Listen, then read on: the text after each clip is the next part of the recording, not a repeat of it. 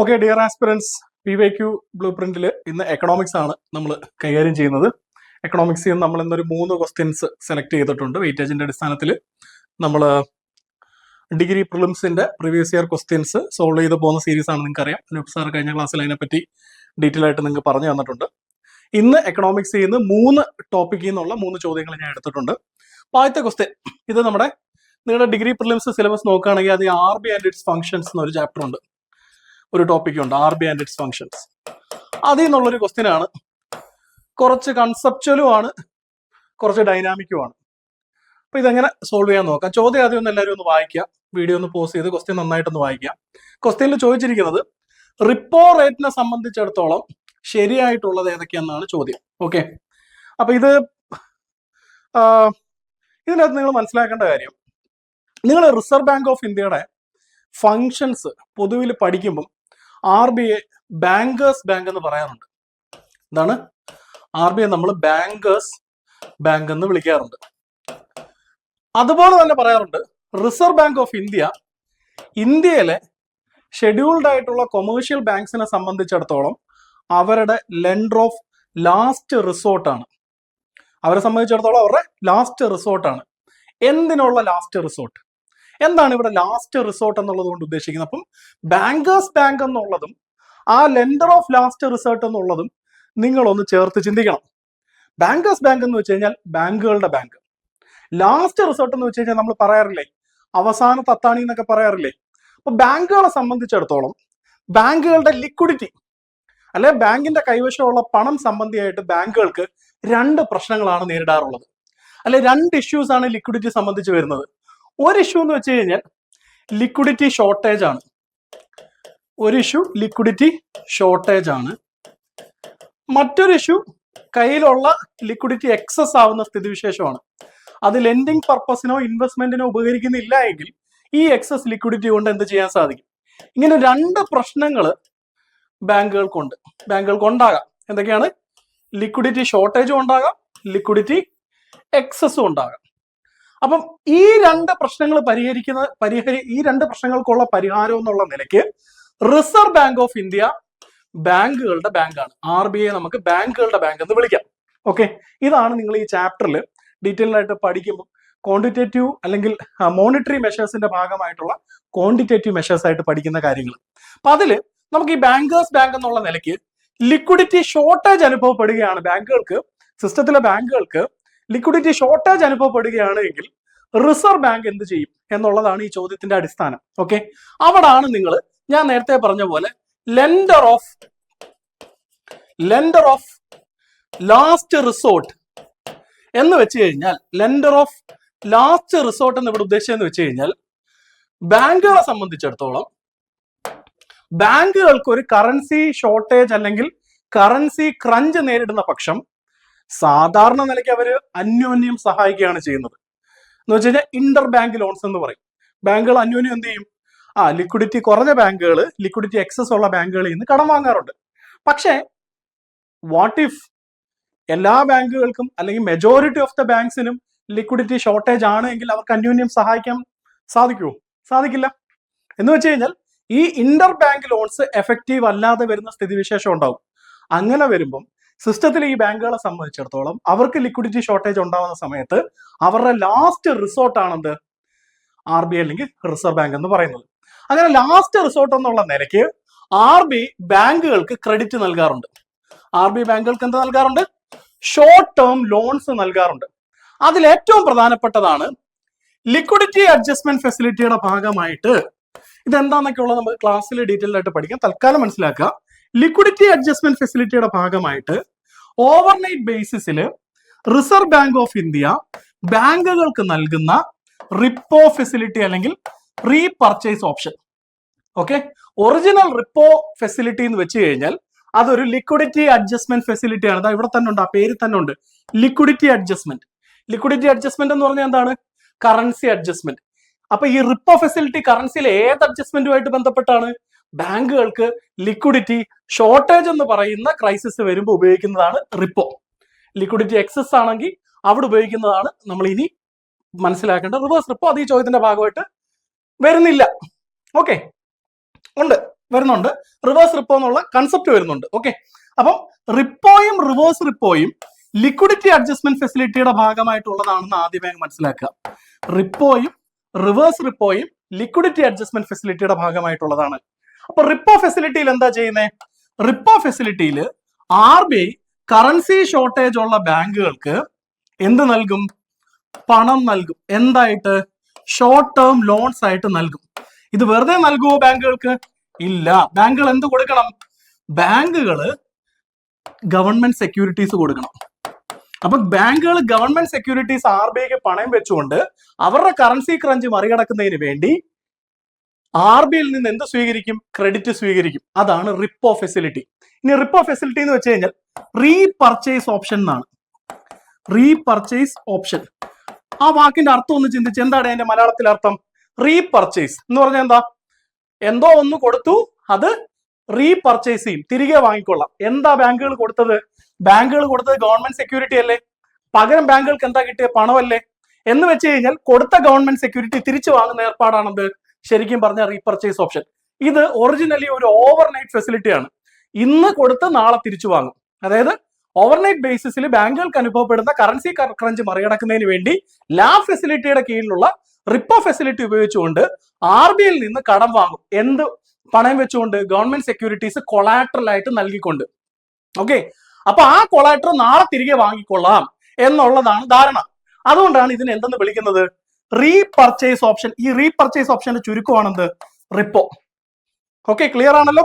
അപ്പം government security ബാങ്കുകൾ RBIക്ക് കൊടുത്തു, RBI ബാങ്കുകൾക്ക് പണം നൽകി. നാളെ ഇതിന്റെ റിവേഴ്സ് നടക്കും. എന്ന് വെച്ചാൽ എന്താണ്? ബാങ്കുകൾ ഗവൺമെന്റ് സെക്യൂരിറ്റി തിരികെ വാങ്ങും. തിരികെ വാങ്ങണമെന്നുണ്ടെങ്കിൽ RBIക്ക് എന്ത് കൊടുക്കണം? ഇന്നലെ RBI ബാങ്കുകൾക്ക് കൊടുത്ത തുക പലിശ സഹിതം തിരിച്ചു കൊടുക്കണം. എന്നാൽ മാത്രമേ ബാങ്കുകൾക്ക് എന്ത് തിരിച്ചു കിട്ടുള്ളൂ? ഗവൺമെന്റ് സെക്യൂരിറ്റീസ് തിരിച്ചു കിട്ടുള്ളൂ. ആ കൊടുക്കുന്ന പലിശയെ വിളിക്കുന്ന പേരാണെന്ത്? Repo rate. ആ കൊടുക്കുന്ന പലിശയെ വിളിക്കുന്ന പേരാണെന്ത്? Repo rate. മനസ്സിലായോ? അപ്പൊ ലെൻഡർ ഓഫ് ലാസ്റ്റ് റിസോർട്ട് എന്നുള്ള നിലയ്ക്ക് ലാബ് ഫെസിലിറ്റിയുടെ കീഴില് ബാങ്കുകളെ സംബന്ധിച്ചിടത്തോളം RBIയിൽ നിന്ന് കിട്ടുന്ന ആദ്യത്തെ വായ്പയാണെന്ത്? റിപ്പോ റേറ്റിൽ കിട്ടുന്ന ആ ക്രെഡിറ്റ്, ഓവർനൈറ്റ് ബേസിസിലെ ക്രെഡിറ്റ്. ശരിക്കും ഇപ്പൊ റിപ്പോ ഫിക്സഡ് റിപ്പോയും ഉണ്ട്, ടേം റിപ്പോയും ഉണ്ട്. അത്രയും ഡീറ്റെയിൽസിലോട്ടൊന്നും നിങ്ങൾ പോകണ്ട. ഒറിജിനൽ റിപ്പോ ഫെസിലിറ്റി എന്ന് പറഞ്ഞു കഴിഞ്ഞാൽ ഷോർട്ട് ടേം ഫിനാൻഷ്യൽ ക്രഞ്ച് മറികടക്കുന്നതിനുള്ള ഒരു ഓവർനൈറ്റ് ഫെസിലിറ്റിയാണ്. ഇന്ന് റിപ്പോയ്ക്ക് ഒരു വിൻഡോ പീരീഡ് ഉണ്ട്, ഒരു 14 days വിൻഡോ പീരീഡ് ഉണ്ട്. അത് വിട്ടേരെ, ഷോർട്ട് ടേം എന്ന് ഓർത്താൽ മതി. റിപ്പോ ഫെസിലിറ്റി എന്ന് വെച്ച് കഴിഞ്ഞാൽ എന്താണ്? ഷോർട്ട് ടേം ആണ്. ഇന്ന് കൊടുത്ത് നാളെ തിരിച്ചു വാങ്ങും. അതിന്റെ ഭാഗമായിട്ട് കിട്ടുന്ന പൈസ RBIക്ക് തിരിച്ചു കൊടുക്കണം. ആ കൊടുക്കുമ്പോൾ ഈടാക്കുന്ന റേറ്റ് ആണെന്ത്? Repo rate. ആ നിലയ്ക്ക് RBI ബാങ്കുകളിൽ നിന്ന് ഈടാക്കുന്ന പലിശ നിരക്കാണെന്ത്? റിപ്പോ റേറ്റ് എന്ന് വിളിക്കാം. പക്ഷെ RBI ബാങ്കുകളിൽ നിന്ന് ഈടാക്കുന്ന പലിശ നിരക്ക് റിപ്പോ റേറ്റ് മാത്രമാണോ എന്ന് വെച്ചാൽ അല്ല. ലെൻഡർ ഓഫ് ലാസ്റ്റ് റിസോർട്ട് എന്നുള്ള നിലയ്ക്ക് ഞാൻ നിങ്ങളുടെ ഒരു ചോദ്യം ചോദിക്കാം. വാട്ട് ഇഫ് ബാങ്കുകൾക്ക് റിപ്പോ ഫെസിലിറ്റി വഴി RBIയിൽ നിന്ന് ലോൺ കിട്ടി, പക്ഷെ ആ പണം ബാങ്കുകൾക്ക് തികയുന്നില്ലെങ്കിലോ, അല്ലെങ്കിൽ അത് മുഴുക്കുന്നില്ലെങ്കിലോ, സഫീഷ്യന്റ് അല്ലെങ്കിലോ, അവർക്ക് കൂടുതൽ പണം വേണമെങ്കിലോ? They need to borrow more, അല്ലെ? ആരിൽ നിന്ന് തന്നെയാണ്? RBIയിൽ നിന്നാണ്. എന്ന് വെച്ച് കഴിഞ്ഞാൽ റിപ്പോ ഫെസിലിറ്റിക്ക് ഒരു ലിമിറ്റ് ഉണ്ടെന്ന് ചുരുക്കം. അൺലിമിറ്റഡ് ആയിട്ടൊന്നും ബോറോ ചെയ്യാൻ പറ്റത്തില്ല. ഒരു ലിമിറ്റ് അല്ലെങ്കിൽ ഒരു ത്രഷോൾഡ് ഉണ്ട് അതിന്. അത് 1% ഓഫ് NDTL. NDTL എന്ന് പറഞ്ഞാൽ നെറ്റ് ഡിമാൻഡ് ടൈം ലയബിലിറ്റി എന്നൊക്കെ നമ്മൾ പറയും. ഒന്നുമില്ല, സിസ്റ്റത്തിലെ ബാങ്കുകളുടെ കയ്യിലുള്ള ആകെ ഡെപ്പോസിറ്റിനെയാണ് NDTL എന്ന് പറയുന്നത്. അതിന്റെ 1% മാത്രമേ എന്ത് ചെയ്യുള്ളൂ? RBI അതത് ബാങ്കുകൾക്ക് എന്തായിട്ട് നൽകാറുള്ളൂ? വായ്പയായിട്ട് നൽകാറുള്ളൂ. എന്ന് വെച്ച് കഴിഞ്ഞാൽ ഒരു ബാങ്ക് അവരുടെ ലിക്വിഡിറ്റി ക്രഞ്ച് മറികടക്കുന്നതിന് വേണ്ടി ഈ 1% ഓഫ് NDTL, ഇപ്പം സിസ്റ്റത്തിലെ നമ്മുടെ SBI എന്ന് പറയുന്ന ബാങ്കിന്റെ NDTL 100 കോടി രൂപയാണെന്ന് വിചാരിക്കുക. ഈ 100 കോടി രൂപ NDTL ഉണ്ടെങ്കിൽ ഓവർനൈറ്റ് ബേസിസിൽ SBIക്ക് എത്ര മാത്രമേ ബോറോ ചെയ്യാൻ പറ്റുള്ളൂ? ഈ 100 crores-ന്റെ 1% എന്ന് പറയുമ്പോൾ എത്രയാണ്? 1 കോടി രൂപ മാത്രമേ അവർക്ക് ബോറോ ചെയ്യാൻ പറ്റത്തുള്ളൂ. ഇതാണ് അതിന്റെ ലോജിക്ക്. ഓക്കെ, എന്ന് വെച്ച് കഴിഞ്ഞാൽ ഈ 1 കോടി ഓവർനൈറ്റിൽ ബോറോ ചെയ്ത് കഴിഞ്ഞാൽ അന്ന് കറൻസി ക്രഞ്ച് ഉണ്ട്, 1 കോടിയിൽ കൂടുതൽ പൈസയ്ക്ക് ആവശ്യം ഉണ്ടെങ്കിൽ അവർക്ക് എന്ത് ചെയ്യാൻ പറ്റത്തില്ല? ഫാദർ ബോറോ ചെയ്യാൻ പറ്റത്തില്ല. അവരുടെ ലിമിറ്റ് എവിടെ കഴിയാണ്? ഈ 1% ഓഫ് NDTL ബോറോയിങ് ലിമിറ്റ് ഏത് ഫെസിലിറ്റിയുടെ കീഴിൽ കഴിയാണ്? ലാബ് ഫെസിലിറ്റിയുടെ കീഴിലുള്ള റിപ്പോ ഫെസിലിറ്റി പ്രകാരം അവരുടെ ബോറോയിങ് ലിമിറ്റ് കഴിയാണ്. ഞാൻ ചോദിക്കുകയാണ്, SBIക്ക് പക്ഷെ ഇനിയും പൈസ വേണം. ഇനിയും പൈസ വേണമെന്ന് പറഞ്ഞാൽ എന്താണ്? അവർക്ക് ഇനിയും പൈസയ്ക്ക് ആവശ്യമുണ്ട്. 1 കോടി കൊണ്ട് അവരുടെ കാര്യങ്ങൾ നടക്കത്തില്ല. അപ്പൊ എന്താണ് ഫംഗ്ഷൻ? എന്താണ് ചെയ്യാൻ പറ്റുക?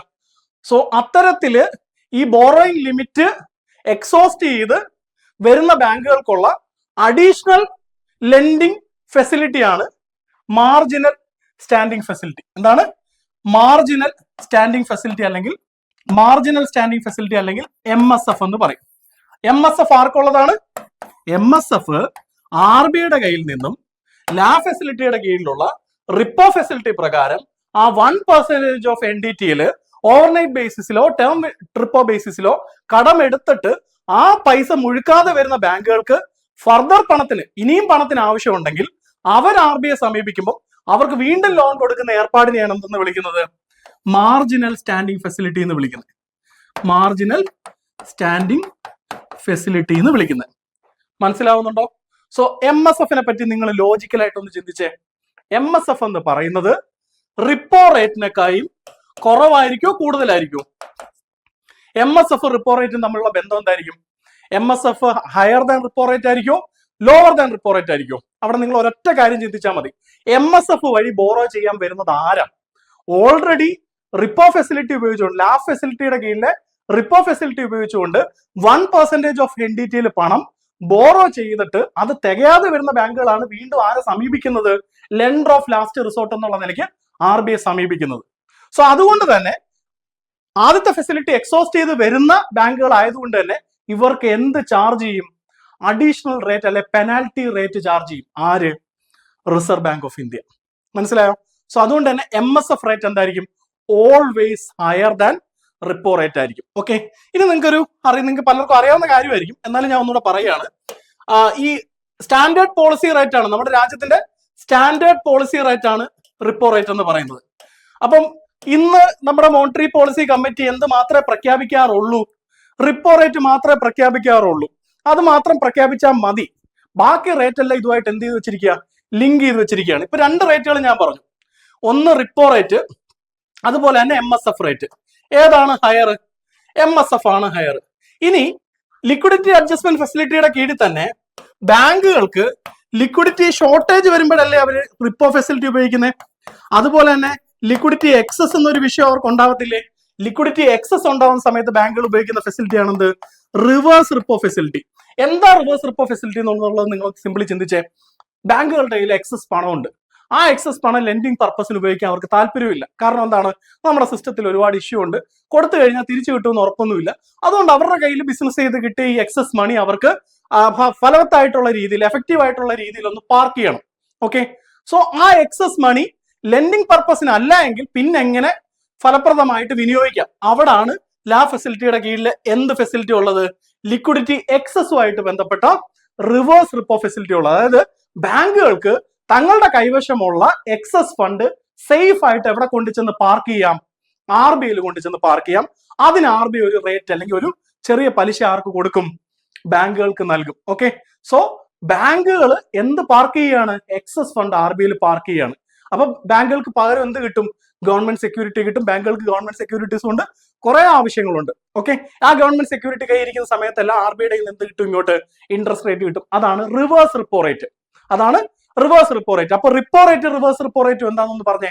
റിപ്പോ റേറ്റ് എന്ന് പറഞ്ഞു കഴിഞ്ഞാൽ RBI കടം നൽകുമ്പോൾ നാളെ ബാങ്കുകൾ RBIയുടെ നിന്ന് ഗവൺമെന്റ് സെക്യൂരിറ്റി തിരികെ വാങ്ങുകയാണെങ്കിൽ അതിന് ഈടാക്കുന്ന റേറ്റ്, അല്ലെങ്കിൽ RBI ബാങ്കുകൾക്ക് പണം കടം നൽകുമ്പോൾ ഈടാക്കുന്ന റേറ്റ് ആണ് റിപ്പോ റേറ്റ്.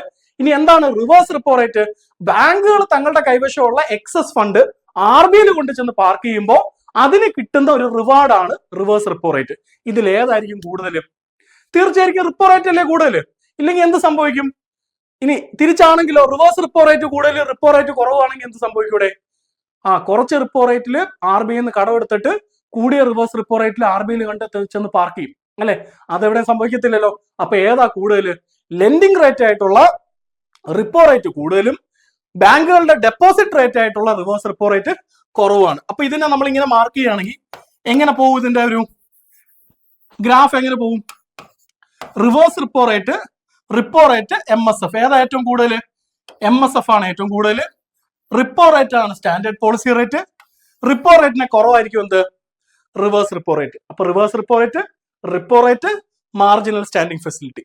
ഓക്കെ, ഇനി മാർജിനൽ സ്റ്റാൻഡിംഗ് ഫെസിലിറ്റിക്ക് ഈക്വൽ ആയിരിക്കും ബാങ്ക് റേറ്റ് എന്ന് പറയുന്നത്. എന്താണ് ബാങ്ക് റേറ്റ് എന്ന് പറഞ്ഞൊരു കൺസെപ്റ്റ് ഉണ്ട്. അതായത് റീഡിസ്കൗണ്ട് റേറ്റ് എന്ന് പറയും. ഈ സെക്യൂരിറ്റീസ് അല്ലെങ്കിൽ പോസ്റ്റ് ഡേറ്റഡ് ചെക്കുകളൊക്കെ മാറുമ്പം RBI ഈടാക്കുന്ന ഒരു റേറ്റ് ആണ് റീഡിസ്കൗണ്ട് റേറ്റ് അല്ലെ ബാങ്ക് റേറ്റ് എന്ന് പറയുന്നത്. ഉദാഹരണത്തിന് 1 ലക്ഷം രൂപയുടെ ചെക്ക് മാറുമ്പോൾ അതിന്റെ ഡേറ്റിന് മുന്നേ മാറി എടുക്കുമ്പോൾ 5% അതിന്റെ ബാങ്ക് റേറ്റ് അല്ലെങ്കിൽ റീഡിസ്കൗണ്ട് റേറ്റ്. എന്ന് വെച്ച് കഴിഞ്ഞാൽ ചെക്ക് നേരത്തെ മാറുന്നവർക്ക് എത്ര കിട്ടത്തുള്ളൂ? 95,000 രൂപ കിട്ടത്തുള്ളൂ അല്ലെ. ഈ ബാങ്ക് റേറ്റ് 7% ഒക്കെ പിന്നെ എത്ര കിട്ടത്തുള്ളൂ? 93,000 രൂപ കിട്ടത്തുള്ളൂ. അപ്പൊ ഈ ബാങ്ക് റേറ്റ് കൂട്ടിക്കൊണ്ടും കുറച്ചുകൊണ്ടും ആളുകളുടെ കയ്യിലുള്ള ഇൻസ്ട്രുമെന്റ്സിനെ ലിക്വിഡേറ്റ് ചെയ്യാനുള്ള മോണിറ്റൈസ് ചെയ്യാനുള്ള ടെൻഡൻസി കൂട്ടാനും കുറയ്ക്കാനും RBIക്ക് എന്ത് ചെയ്യാൻ പറ്റും? സാധിക്കും. സോ പഴയ അതായത് റിപ്പോ റേറ്റിന് മുന്നേ നമ്മുടെ രാജ്യത്തിന്റെ സ്റ്റാൻഡേർഡ് പോളിസി റേറ്റ് ആയിരുന്നു എന്ത്? ബാങ്ക് റേറ്റ് എന്ന് പറയുന്നത്. അപ്പൊ ബാങ്ക് റേറ്റ് കൂട്ടിക്കൊണ്ടും ബാങ്ക് റേറ്റ് കുറച്ചുകൊണ്ടും ആളുകൾക്ക് സിസ്റ്റത്തിലേക്ക് ഇറക്കുന്ന പണത്തിന്റെ തോത് നിയന്ത്രിക്കാൻ അല്ലെങ്കിൽ പണം ചെലവാക്കുന്ന പ്രവണത കുറയ്ക്കാനും കൂട്ടാനും ആർക്ക് സാധിക്കും? RBIക്ക് സാധിക്കും. സോ ഇന്ന് bank rate standard policy rate അല്ല, പക്ഷേ ബാങ്ക് റേറ്റ് അവിടെ ഉണ്ട്. ബാങ്ക് റേറ്റ് എന്ന് വെച്ച് കഴിഞ്ഞാൽ പേര് കേൾക്കുമ്പോൾ നിങ്ങൾ ചിലപ്പോൾ ചിന്തിക്കും ബാങ്കിന്റെ ലെൻഡിങ് റേറ്റ് ആണ് അല്ലെ ഡെപ്പോസിറ്റ് റേറ്റ് ആണ് ചിന്തിക്കും. അല്ല കേട്ടോ, ബാങ്ക് റേറ്റ് എന്ന് വെച്ച് കഴിഞ്ഞാൽ RBIയുടെ റീഡിസ്കൗണ്ട് റേറ്റിനെയാണ് ബാങ്ക് റേറ്റ് എന്ന് പറയുന്നത്. ഇനി നിങ്ങൾ അറിയേണ്ട കാര്യം MSFും ബാങ്ക് റേറ്റും അലൈൻഡ് ആണ്. MSFും ബാങ്ക് റേറ്റും എന്താണ്? സെയിം എന്നല്ല ഞാൻ പറഞ്ഞത്, രണ്ടാണ്. റിപ്പോ ഫെസിലിറ്റി എക്സോസ്റ്റ് ചെയ്ത് വരുന്നവർക്കുള്ള as lender of last resort എന്നുള്ള നിലയ്ക്ക് RBI കൊടുക്കുന്ന ഓവർനൈറ്റ് ഫെസിലിറ്റി ആണ് MSF. ആ MSF റേറ്റ് എന്ന് പറയുന്ന പീനൽ റേറ്റ് എത്രയാണോ അതായിരിക്കും എന്ത്? റീഡിസ്കൗണ്ടിന് ഉപയോഗിക്കുന്ന RBIയുടെ റീഡിസ്കൗണ്ട് റേറ്റ് ആയിട്ടുള്ള പോസ്റ്റ് ഡേറ്റഡ് ഇൻസ്ട്രുമെന്റ്സ് ഡിസ്കൗണ്ട് ചെയ്യുമ്പോൾ ഈടാക്കുന്ന ചാർജ്.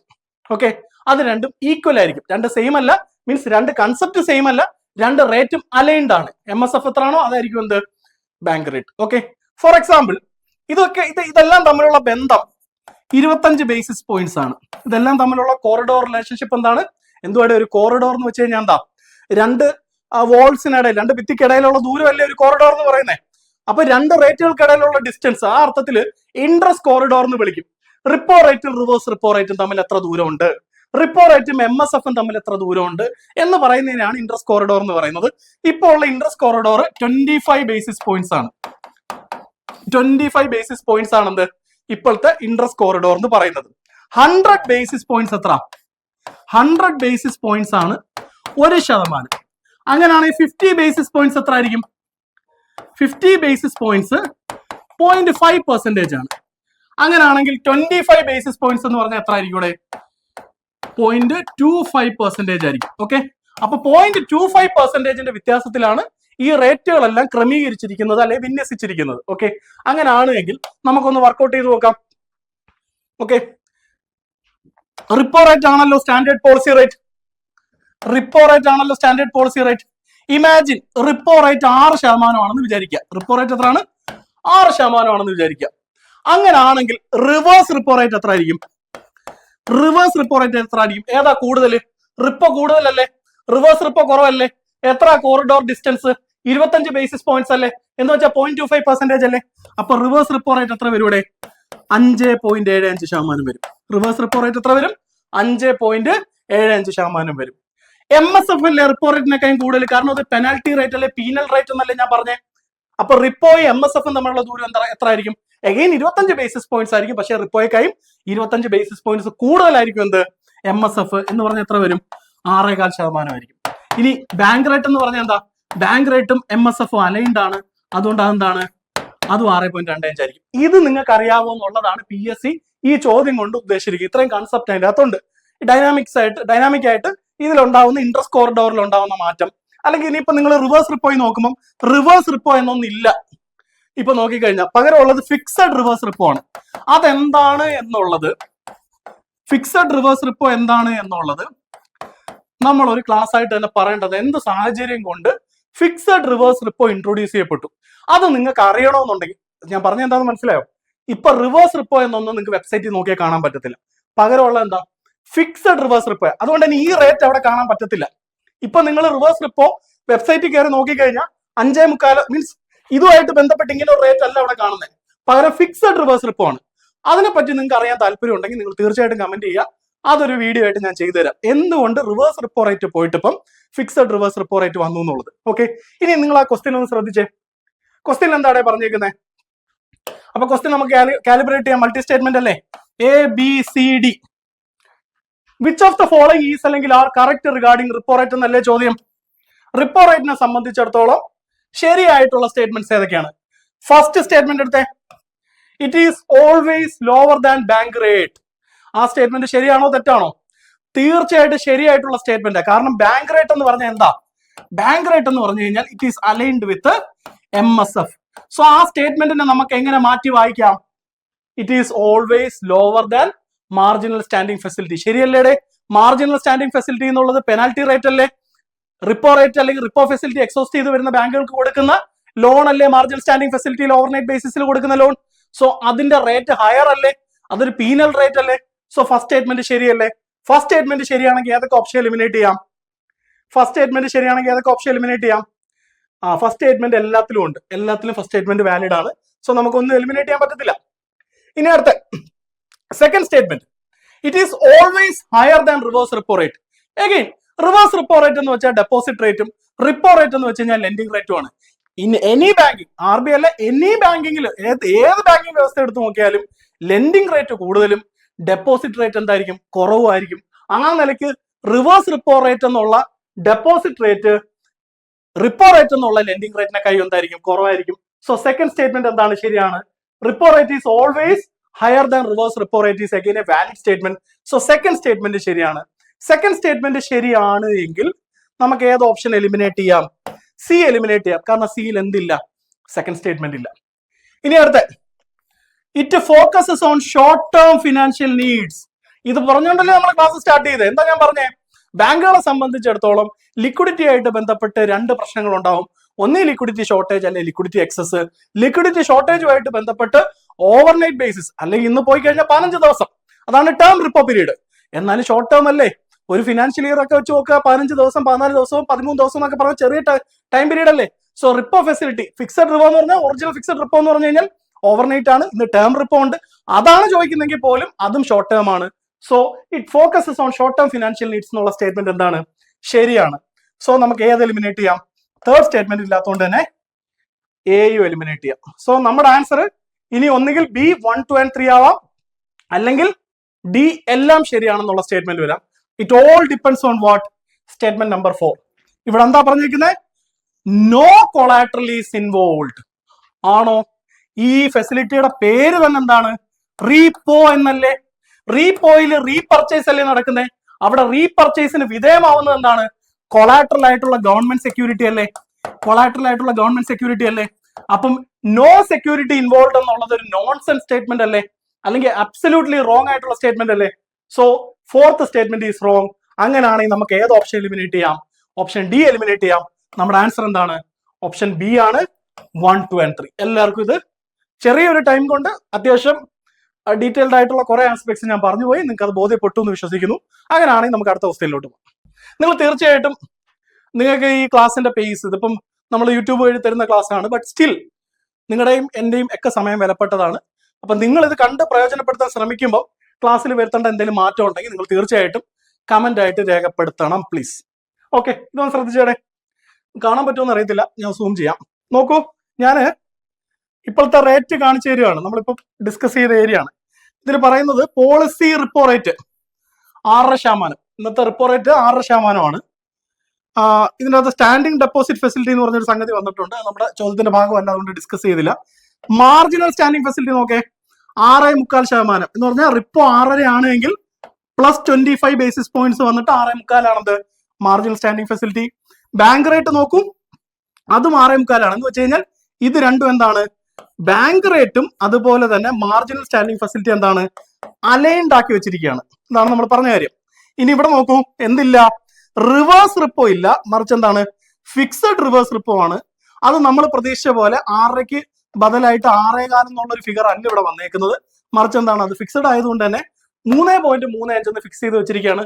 ഇതിനെ സംബന്ധിച്ച് എന്തുകൊണ്ട് ഫിക്സഡ് റിവേഴ്സ് റിപ്പോ റേറ്റ് വന്നു എന്നതിനെ സംബന്ധിച്ച് നിങ്ങൾക്ക് വീണ്ടും വേണമെന്നുണ്ടെങ്കിൽ നിങ്ങൾ അത് പറഞ്ഞു തന്നെ ഒന്ന് കമന്റ് ചെയ്ത് കഴിഞ്ഞാൽ നമുക്ക് ക്ലാസ് ആയിട്ട് എടുക്കാം. ഓക്കെ, ശരി. അടുത്ത ക്വസ്റ്റ്യൻ നമ്മുടെ ഒറിജിനൽ. ചിലപ്പം കേരള PSC ഇങ്ങനെ എന്താ പറയണ്ടേ, ഈ ക്വസ്റ്റ്യൻ പേപ്പർ തന്നെ ഫോട്ടോ എടുത്തിടും. ചിലപ്പോൾ അവർ DTP മീൻസ് പ്രോപ്പർ ആയിട്ടുള്ള ഒരു PDF തന്നെ അപ്ലോഡ് ചെയ്യും. ഇത് മറ്റേ ക്വസ്റ്റ്യൻ നമ്പർ കൂടെ നിങ്ങളൊന്ന് നോക്കിക്കോണേ. കഴിഞ്ഞ വട്ടം ചെയ്ത question code, question category number 75/21 2021 prelims പരീക്ഷയുടെ ഭാഗമായിട്ട് അന്ന് 2 ഘട്ടമായിട്ടാണ് നടന്നത്. അതിൽ ഏതോ ഒരു ഘട്ടത്തിൽ ചോദിച്ച ചോദ്യമാണ്. എല്ലാം കോഡയാണ് നമ്മൾ എടുക്കുന്നത്. 19ാമത്തെ ക്വസ്റ്റ്യൻ ആണിത്. അപ്പൊ അടുത്ത ക്വസ്റ്റ്യൻ 2022 ചോദിച്ച ചോദ്യമാണ്. 2022 127/22 എന്നുള്ള ക്വസ്റ്റ്യൻ കാറ്റഗറി കോഡില് 46ാമത്തെ ചോദ്യം. 46ാമത്തെ ചോദ്യം എന്ന് പറയുമ്പോൾ നിങ്ങൾ ചിലപ്പോൾ ചിന്തിക്കും, എക്കണോമിക്സിന്റെ സ്ലോട്ടിലല്ലല്ലോ ഇത് വരുന്നതെന്ന് ചിന്തിക്കും. എക്കണോമിക്സിന് 5 മാർക്കല്ലേ ഉള്ളൂ. സാറിന് 15 തൊട്ട് 20 വരെയുള്ള ചോദ്യങ്ങളാണെന്ത് എക്കണോമിക്സിന്റെ ഭാഗമായിട്ട് വരാറുള്ളത്. അതാ ഞാൻ പറഞ്ഞത്, 5 മാർക്കിന്റെ വെയിറ്റേജ് ആണ് എക്കണോമിക്സിനെങ്കിലും കറണ്ട് അഫെയർ പോർഷനിൽ നിന്നോ അല്ലെങ്കിൽ ഡൈനാമിക് ആയിട്ടുള്ള ഏരിയയിൽ നിന്നോ ചിലപ്പോൾ 1-2 എക്കണോമിക്സ് ക്വസ്റ്റിനൂടെ വരാം. ഇത് ചിലപ്പോൾ ആ പോർഷനിൽ തന്നെ വന്നെന്നിരിക്കാം. ആ 15 തൊട്ട് 20 വരെയുള്ള സ്ലോട്ടിലും ചിലപ്പോൾ ഈ ക്വസ്റ്റ്യൻ കയറി വന്നെന്നിരിക്കാം. അപ്പൊ ഇവിടെ ചോദിച്ചിരിക്കുന്നത് എക്കണോമിക്സ് എന്നുള്ള ചോദ്യമായിട്ട് നമുക്ക് ഇതിനെ വിലയിരുത്താം. കാരണം എന്താണ്, ഇന്ത്യക്ക് വേണ്ടി നോബൽ പ്രൈസ് കിട്ടിയ, എക്കണോമിക്സിലെ നോബൽ പ്രൈസ് കിട്ടിയ വ്യക്തിയാണ് ആര്? അമർത്യ കുമാർ സെൻ. അമർത്യ കുമാർ സെൻ, AK സെൻ, അമർത്യ സെൻ എന്നാണ് നമ്മൾ പൊതുവിൽ അദ്ദേഹത്തെ അറിയപ്പെടാറുള്ളത്. അപ്പൊ അദ്ദേഹത്തിന് നോബൽ പ്രൈസ് 998 കിട്ടിയെന്ന് ക്വസ്റ്റിന് തന്നെ പറയുന്നു. അദ്ദേഹത്തിന്റെ എന്ത് സംഭാവനയ്ക്കാണ്, ഏത് മേഖലയിലെ സംഭാവനയ്ക്കാണ് അദ്ദേഹത്തിന് നോബൽ പ്രൈസ് കിട്ടിയെന്ന ചോദ്യം. അപ്പൊ നമ്മൾ ചർച്ച ചെയ്യുന്ന വിഷയം എക്കണോമിക്സ് ആയതുകൊണ്ട് തന്നെ അദ്ദേഹത്തിന് ലിറ്ററേച്ചർ നല്ല കിട്ടിയെന്നറിയാം, ഭൗതിക ശാസ്ത്രം അല്ലെ ഫിസിക്സ് നല്ല കിട്ടിയെന്നറിയാം, സമാധാനത്തിനുള്ള നോബൽ പ്രൈസ് അല്ല കിട്ടിയെന്നറിയാം. സോ ഇതിന്റെ ആൻസർ നമുക്ക് കിട്ടി. എന്താണ്? D, none of the above ആണ് ഇതിന്റെ ആൻസർ. അപ്പൊ അദ്ദേഹത്തിന് 1998 നോബൽ പ്രൈസ് കിട്ടുന്നു, എക്കണോമിക്സിനുള്ള നോബൽ പ്രൈസ് കിട്ടുന്നു. അദ്ദേഹത്തിന്റെ വെൽഫെയർ എക്കണോമിക്സ് എന്നുള്ള ആ ഒരു മേഖലയില് അദ്ദേഹത്തിന്റെ പഠനങ്ങൾക്കാണ് അദ്ദേഹത്തിന് നോബൽ പ്രൈസ് കിട്ടിയത്. അപ്പം ഇതിനെ സംബന്ധിച്ച് കുറച്ച് കാര്യങ്ങൾ പറയാം. എക്കണോമിക്സിലെ നോബൽ പ്രൈസിനെ പറ്റി ചില കാര്യങ്ങൾ ഞാൻ പറഞ്ഞുതരാം. ഒറിജിനലി നോബൽ പ്രൈസ് എൻവിസേജ് ചെയ്ത സമയത്ത് നിങ്ങൾക്കറിയാം, ആൽഫ്രഡ് നോബൽ എന്ന് പറയുന്ന വ്യക്തിത്വം അദ്ദേഹത്തിന്റെ വില്ലില് അല്ലെ വിൽപത്രത്തിൽ എഴുതിയ അതിന്റെ അടിസ്ഥാനത്തിലാണ് നോബൽ പ്രൈസ് നൽകി വരുന്നത്. പക്ഷെ originally when this Nobel prizes were instituted, എക്കണോമിക്സിന്റെ നോബൽ പ്രൈസ് ഉൾപ്പെട്ടിരുന്നോ? ഇല്ല, എക്കണോമിക്സിന്റെ നോബൽ പ്രൈസ് ഇല്ലായിരുന്നു. അത് പിന്നീടാണ് വരുന്നത്. 1968 എക്കണോമിക്സിനുള്ള നോബൽ പ്രൈസ് വരുന്നത്. എക്കണോമിക്സിനുള്ള നോബൽ പ്രൈസ് ശരിക്കും പറഞ്ഞു കഴിഞ്ഞാൽ അടുത്ത സ്ലൈഡിൽ അതിന്റെ വിശദാംശങ്ങളുണ്ട്. ഇന്ത്യയുടെ സെൻട്രൽ ബാങ്ക് ഏതാ? റിസർവ് ബാങ്ക് ഓഫ് ഇന്ത്യ അല്ലെ, RB ആണ് നമ്മുടെ സെൻട്രൽ ബാങ്ക്. അതുപോലെ തന്നെ സ്വീഡിഷ് സെൻട്രൽ ബാങ്ക്, സ്വീഡന്റെ സെൻട്രൽ ബാങ്ക് ആണ് സ്വെരിഗസ് റിക്സ് ബാങ്ക് എന്നുള്ളത്. സ്വെരിഗസ് റിക്സ് ബാങ്ക് അങ്ങനെ വായിക്കാം. എന്താണ്? സ്വീഡന്റെ സെൻട്രൽ ബാങ്ക് ആണ്. അവിടുത്തെ അവരുടെ റിസർവ് ബാങ്ക് എന്നോ അല്ലെങ്കിൽ അവിടുത്തെ സെൻട്രൽ ബാങ്ക് എന്നോ അപ്പെക്സ് ബാങ്ക് എന്നോ വിളിക്കാൻ പറ്റുന്നതാണെന്ത്? സ്വെരിഗസ് റിക്സ് ബാങ്ക്. ഏതാണ്? സ്വീഡിഷ്.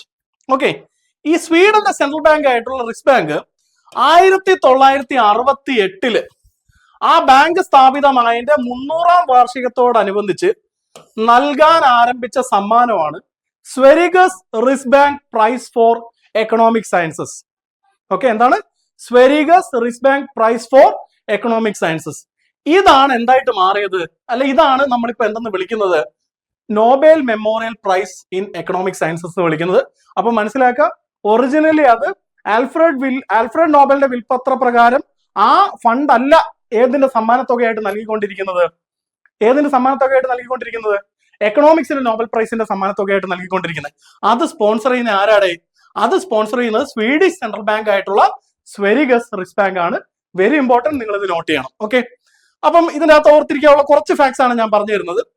ഇത് പ്രസന്റ് ചെയ്യുന്നത് അഗെയിൻ മറ്റ് നോബൽ പ്രൈസ് പോലെ തന്നെ ഈക്വലി ഇമ്പോർട്ടന്റ് ആയിട്ടുള്ള അതേ മെറിറ്റും അതേ പ്രിവിലേജും ഒക്കെ ഉള്ള സമ്മാനം തന്നെയാണ്. പക്ഷെ ഫണ്ട് വരുന്നത് എവിടെ നിന്നല്ല? ആൽഫ്രഡ് നോബലിന്റെ വിൽപത്ര പ്രകാരമുള്ള ആ ഫണ്ടിൽ നിന്നല്ല എടുക്കുന്ന, മറിച്ച് ഈ ബാങ്ക് ആണ് അതിന്റെ സമ്മാനത്തുക നൽകുന്നത്. റോയൽ സ്വീഡിഷ് അക്കാഡമി തന്നെയാണ് ലോറേറ്റ്സിനെ ഐഡന്റിഫൈ ചെയ്യുന്നതും സമ്മാനം പ്രഖ്യാപിക്കുന്നതും. ആദ്യമായിട്ട് 68 പറഞ്ഞല്ലോ, ഈ 300ാം വാർഷികത്തിലാണ് ഇങ്ങനെ ഒരു സമ്മാനം ഏർപ്പെടുത്തിയത്. 69 ഫസ്റ്റ് അവാർഡ് 2 വ്യക്തികൾക്കായിട്ടാണ് നൽകിയത്, റാഗ്നാർ ഫ്രിഷും അതുപോലെ തന്നെ ജാൻ ടിൻബർഗനും. കാരണം ചിലപ്പോഴെങ്ങാണ് ഇത് സ്റ്റേറ്റ്മെന്റ് ക്വസ്റ്റ്യൻ ആയിട്ട് വന്നു കഴിഞ്ഞാൽ നമുക്കത് അവിടുന്ന് ഒരു മാർക്ക് നഷ്ടപ്പെടരുത്. 69 ഫസ്റ്റ് അവാർഡ് നൽകിയെന്നും ഈ 2 വ്യക്തിത്വങ്ങളുടെ പേരൊന്ന് ഓർത്തിരിക്കുക. ഓക്കെ, പിന്നെ ഇന്ത്യയെ സംബന്ധിച്ചിടത്തോളം അമർത്യ സെന്നിന് 1998 വെൽഫെയർ എക്കണോമിക്സിന് നോബൽ പ്രൈസ് കിട്ടി. അതാണ് നേരത്തെ കണ്ട ചോദ്യത്തിന്റെ അടിസ്ഥാനം. പിന്നെന്താണ്, ഇപ്പം ചില സമയത്ത് സോളോ ആയിട്ട് കിട്ടും, ഒരാൾക്ക് കിട്ടും. കഴിഞ്ഞ വട്ടം മറ്റേ അമേരിക്കൻ ലേബർ എക്കണോമിസ്റ്റ് ആയിട്ടുള്ള മറ്റേ അവരുടെ പേര് ഒരു സ്ത്രീയാണ്, ഗോൾഡിൻ. ഓക്കെ, ആ സ്ത്രീക്ക് സോളോ ആയിട്ടാണ് അത് കിട്ടിയത്. ഇത്തവണ പക്ഷെ 3 പേർക്കായിട്ടാണ് ക്ലൗഡിയ ഗോൾഡിനോ ക്ലൗഡിയ ഓസ്റ്റാറിന്റെ പേര് ഞാൻ വിട്ടുപോയി. റീസെന്റ് ലോറിയേറ്റ്സ് 3 പേരാണ് ഈ സമ്മാനം പങ്കിട്ടത്. അവരുടെ പേര് ഓർത്ത് വെച്ചിരിക്കുക. കാരണം ഈ വർഷം മൊത്തം 10th തൊട്ട് ഡിഗ്രി വരെയുള്ള വിവിധ മത്സര പരീക്ഷകളിൽ ഒരു ഫാക്ച്വൽ ക്വസ്റ്റ്യൻ ആയിട്ട് എക്കണോമിക്സിന്റെ നോബൽ പ്രൈസ് ചോദിച്ചാൽ നിങ്ങൾക്ക് മാർക്ക് നഷ്ടപ്പെടരുത്. പേര് ഓർത്തിരിക്കുക: Darren A smoke, Simon Johnson and James A Robinson. അവർക്ക് കിട്ടിയിരിക്കുന്നത് how institutions are formed and affect prosperity. സ്ഥാപനങ്ങൾ എങ്ങനെ ഉണ്ടാവുന്നു, അതെങ്ങനെ സമൃദ്ധിയെ സ്വാധീനിക്കുന്നു, അല്ലെങ്കിൽ സമൃദ്ധിയെ അതെങ്ങനെയൊക്കെ ഡിറ്റർമൈൻ ചെയ്യുന്നു, അല്ലെങ്കിൽ അതിൻ്റെ അത് ഇൻഫ്ലുവൻസ് ചെയ്യുന്നു. ഇങ്ങനൊരു മേഖലയിലാണ് അവർക്ക് സമ്മാനം കിട്ടിയത്.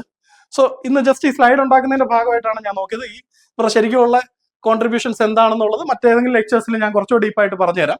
കാരണം കഴിഞ്ഞ നോബൽ പ്രൈസ് കിട്ടിയവരെ സംബന്ധിച്ചിടത്തോളം നമുക്ക് കുറച്ച് പഠിക്കാനുണ്ടായിരുന്നു.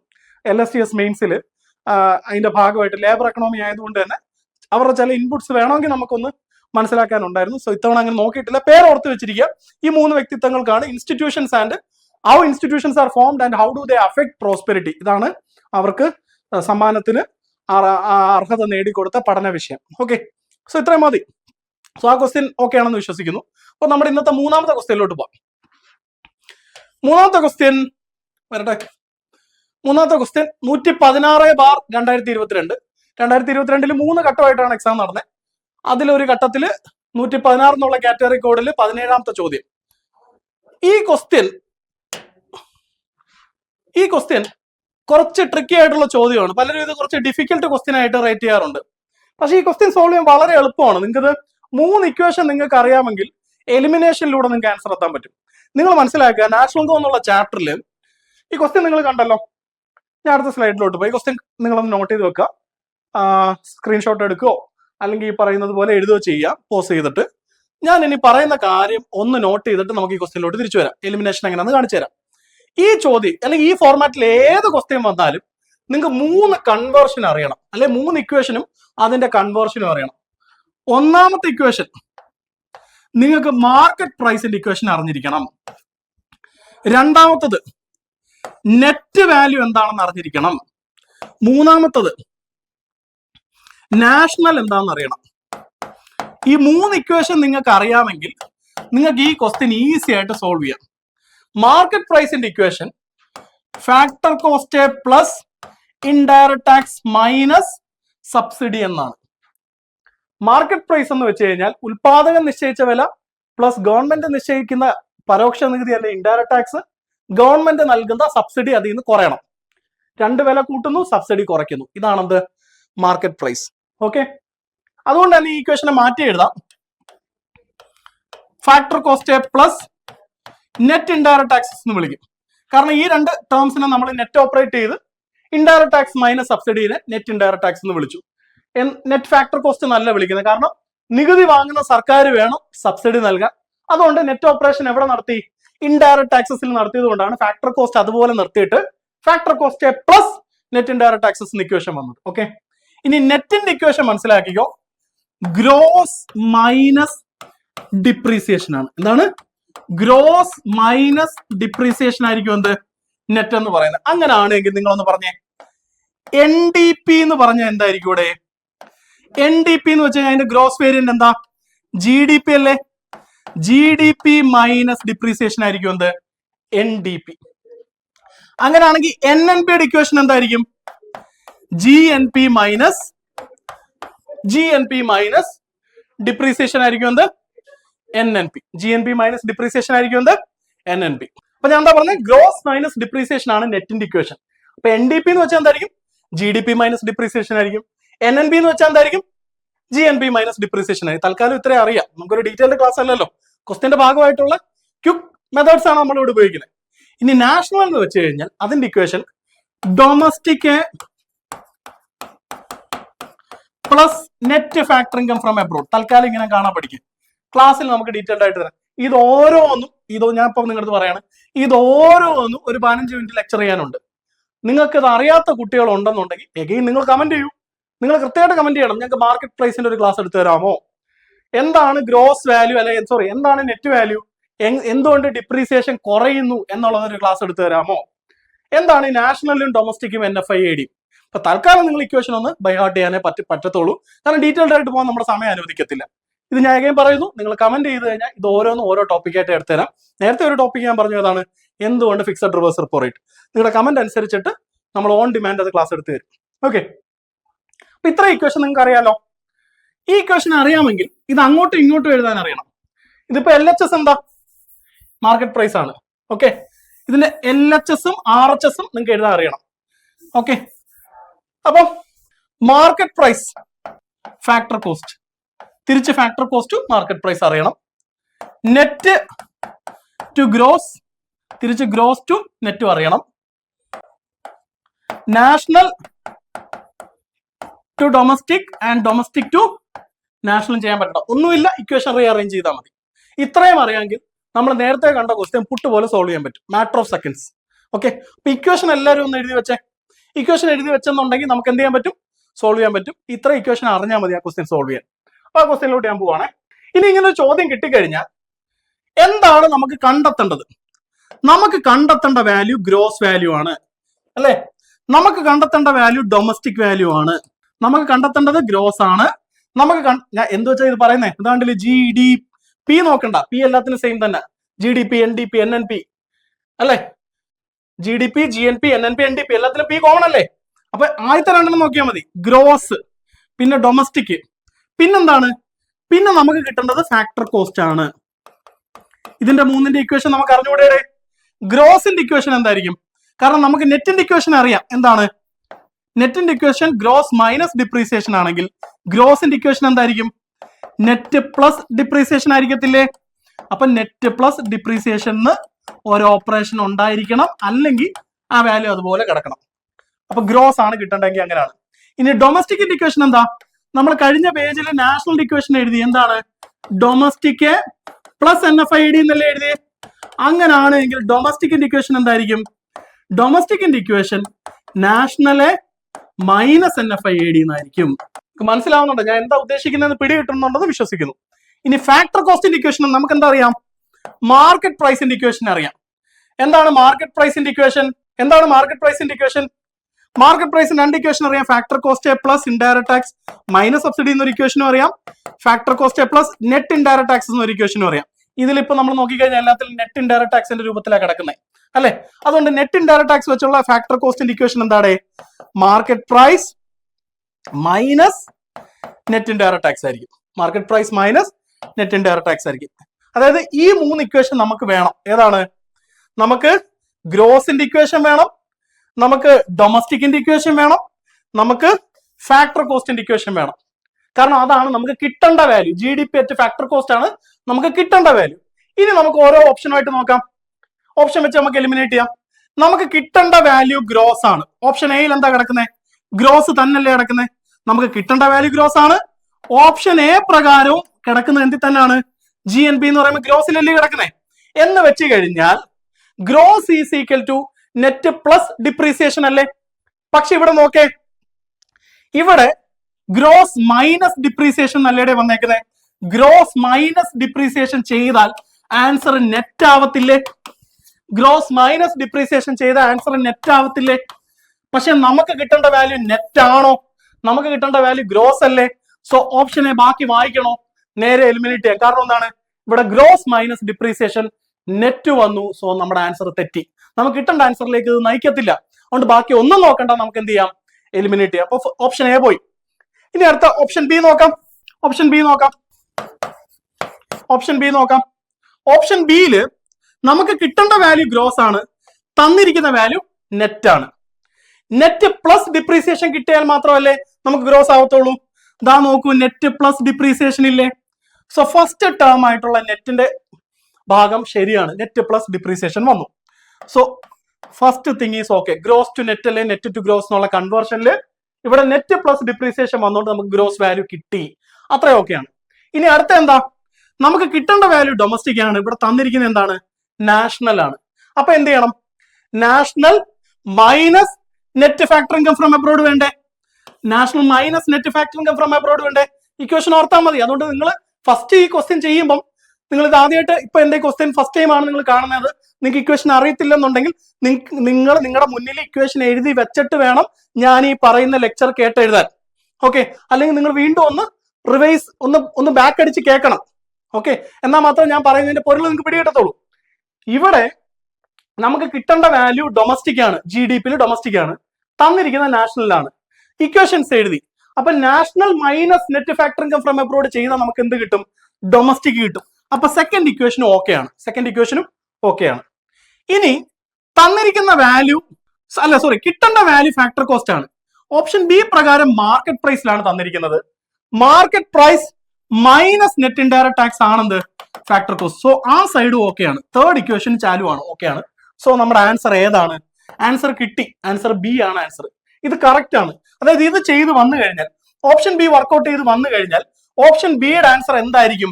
ഓപ്ഷൻ ബിയുടെ answer GDP at factor cost കിട്ടും. കാരണം നമുക്കത് മനസ്സിലായി. ഇക്വേഷൻ വെച്ചിട്ട് നമ്മളത് കൃത്യമായിട്ട് നമ്മളത് തിരിച്ചറിഞ്ഞു, അല്ലെങ്കിൽ നമ്മൾ ഡിസ്കൗണ്ട് ചെയ്ത് എടുത്തു ഇക്വേഷനിൽ നിന്ന്.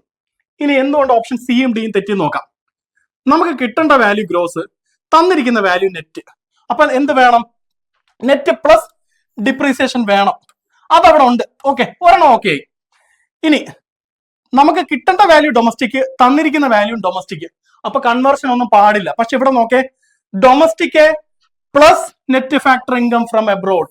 Domestic plus net factor income from abroad ചെയ്താൽ നാഷണൽ ആയി പോകും. പക്ഷെ നമുക്ക് എന്തിൽ തന്നെ നിൽക്കണം? ഡൊമസ്റ്റിക് നിൽക്കണം. അതുകൊണ്ടാണ് സി ഇൻവാലിഡ് ആയത്. എന്തുകൊണ്ടാണ്? Domestic plus net factor income from abroad ചെയ്ത് കഴിഞ്ഞാൽ നമുക്ക് കിട്ടേണ്ട ആൻസർ എന്തായി മാറും? നമുക്ക് കിട്ടേണ്ട ആൻസർ നാഷണൽ ആയിട്ട് മാറും. പക്ഷെ കിട്ടേണ്ട ആൻസർ ഡൊമസ്റ്റിക് ആണ്. അതുകൊണ്ട് സി എലിമിനേറ്റ് ചെയ്തു. ഇനി എന്തുകൊണ്ട് ഡി തെറ്റിയെന്ന് നോക്കാം. ഡി ശ്രദ്ധിച്ചേ.